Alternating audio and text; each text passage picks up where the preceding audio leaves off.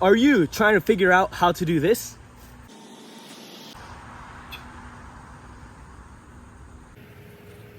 If you're trying to learn to front lever or you've been struggling to learn, I'm going to break it down in 3 simple steps in this video. First and foremost, let's start with the basics.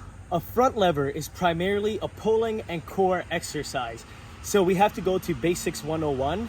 The very first fundamental you have to master before learning to front lever is pull-ups. If you cannot perform 20 strict consecutive pull-ups in a row, you're not going to be able to front lever. So if you're not yet there, you could forget all the other accessory exercises or front lever progressions. You have to start from ground zero. You have to start with the pull-up. Once you achieve the ability to do 20 consecutive pull-ups, then you could start adding the accessories and the progressions to front levers. So if you're not yet at your first 20 pull-ups, how do you get there? Well, firstly, I recommend you watch the previous videos in my channel where I explain progressions to learn your first pull-up and then to master your pull-ups.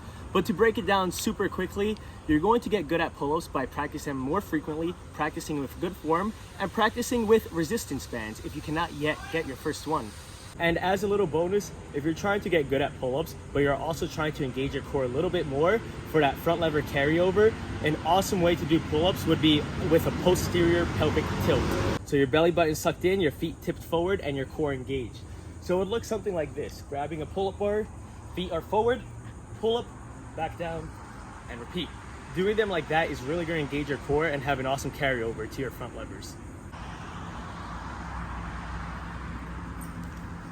So now that you've got your pull-up down, the next thing is to really strengthen and master that core strength necessary for a front lever. Great way to do this is by working out your transverse abdominis. This could be done through exercises such as scissors, flutter kicks, anything in that hollow body position where your back is on the floor and your core is engaged with a slight posterior pelvic tilt.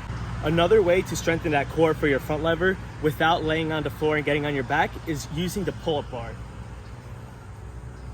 Using the pull-up bar, you can start in a dead hang position and just do strict toes to bars.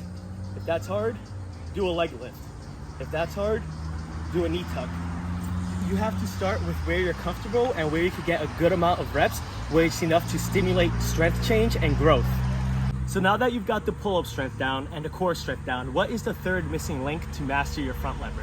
Well, it's practicing your front lever. The best way to do this is by practicing some for very quick reps or practicing with a band. So if you're practicing front lever reps, it'll look something like this.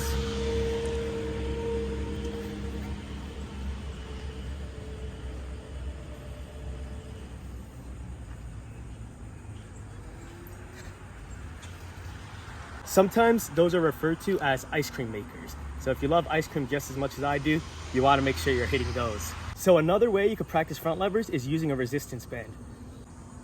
So this is a super thin band. It has almost no support. When you're first trying to learn it, you want to start with a thick band and get thinner and thinner as you could hold at least 5 to 10 seconds pretty comfortably with your band. You want to get both feet in that band and then